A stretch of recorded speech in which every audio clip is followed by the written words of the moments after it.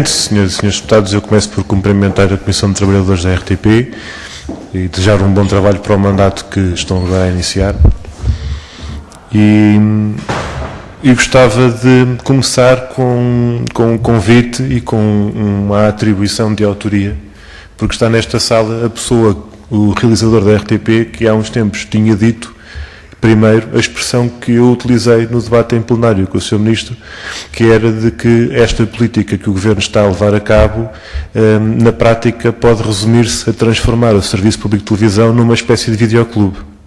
E nada melhor do que os primeiros autores de uma expressão que foi dita e que, pelos vistos, alguns membros do Governo não a compreenderam, para explicar melhor porque é que os senhores acham isso, e eu também acho, relativamente às orientações que estão a ser seguidas, nomeadamente quando, a todos os títulos, uma das componentes essenciais desta estratégia para a RTP passa por eliminar todos e quaisquer meios próprios de produção e emissão. E eu, em relação a esta nova empresa mista, que, segundo a explicação do Sr. Presidente da Administração e do próprio Governo, será eventualmente criada com a estrutura técnica, atual estrutura técnica de produção da RTP, eu ouço esta ideia e lembro-me invariavelmente da famosa situação que há 20 anos aconteceu, faz agora 20 anos, com a estrutura de transporte de sinal, comumente chamados os retransmissores da RTP, que passaram por uma coisa chamada TDP e que agora estão na Portugal Telecom, fazem parte dos seus meios.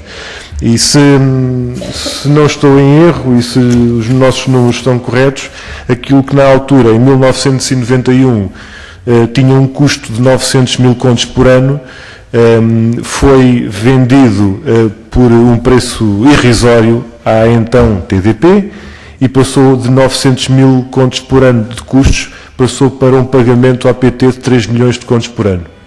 E eu penso que há uma experiência concreta, nós não estamos a teorizar, não estamos a fantasiar, a dizer que isto pode acontecer assim ou assado. Há um percurso que já foi percorrido por responsáveis políticos. Na altura, o primeiro-ministro de Portugal chamava-se Cavaco Silva.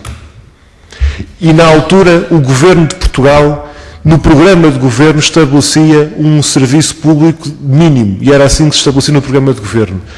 O Governo do Dr. Durão Barroso já tinha na altura, em 2002, no programa de Governo, a indicação de, como objetivo, colocar um serviço público de televisão com apenas um único canal de televisão generalista. E, portanto, aquilo que nós dizemos é que não é para os senhores, mas é para quem procura trazer estas políticas e estas estratégias como supostas inevitabilidades, o que nós dizemos é: não venham com a conversa das inevitabilidades da crise.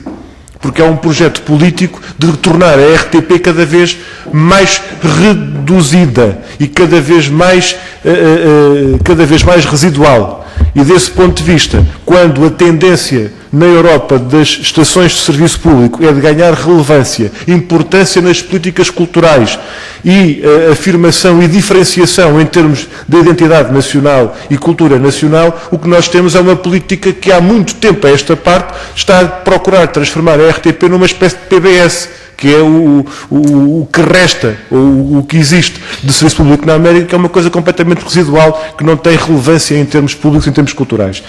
Eu gostava que nos falasse sobre o que pode acontecer, ainda por cima, no contexto que aqui nos trouxe, que é grave, da falta de meios e da insuficiência de meios técnicos e equipamentos, com a necessidade de um investimento suplementar na tal estrutura que haveria depois de ser transformada em empresa mista, e em que circunstâncias, quando depois, como qualquer empresário faz, que faz parte do seu código e da sua estrutura, vai imputar esses custos de investimento e de reestruturação e modernização aos clientes. E os clientes aqui seriam a RTP, desde logo.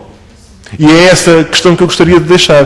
Depois, para terminar, eu penso que há um aspecto que vale a pena retomar, que nós consideramos que é da maior gravidade, que tem a ver com o cumprimento da lei, e já não falo apenas da lei de contrato de concessão de serviço público e da lei da televisão, estou a falar disso e do cumprimento da lei relativamente ao papel das estruturas representativas dos trabalhadores num processo que é assumidamente e escrito preto no branco de reestruturação da empresa. E, portanto, esta situação é da maior gravidade. Nós vamos ter que pedir, e aqui dirijo-me ao Sr. Presidente da Comissão, Dr. Mendes Bota, que neste sentido, eventualmente, há aqui documentação que terá que ser solicitada ao Governo, nomeadamente o plano de reestruturação que esteja na base deste pedido de declaração de empresa em reestruturação. E nesse sentido, Sr. Presidente e Srs. membros da Comissão de Trabalhadores, eu gostaria que houvesse a clarificação desta situação que é muito grave